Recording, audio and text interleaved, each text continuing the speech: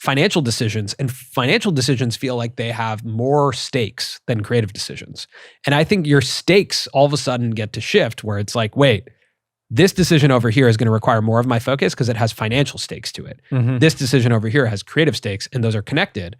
But I might move my mind over to the financial stakes because that feels heavier to me.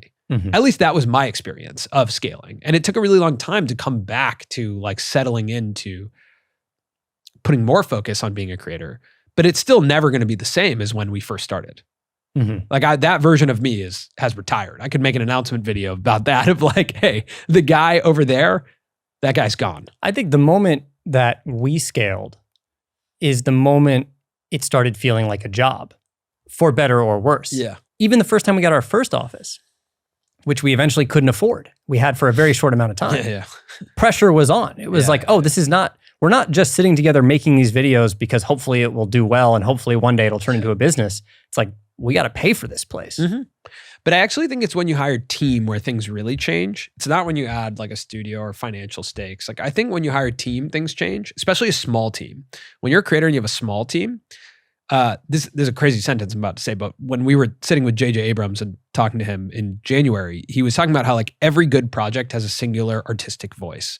And I think that's a really important thing for creators to recognize, that scaling that artistic voice is really hard and it's your voice. And I do think that as you build a small team, it becomes like artistic vision by committee, or it can become artistic vision by committee. And when that happens, your singular voice can sometimes get removed, especially if you're required in other aspects of the business. And the creative that's going out has a different artistic voice. And I think that's actually more of a like thing that I would just push all creators to hedge against.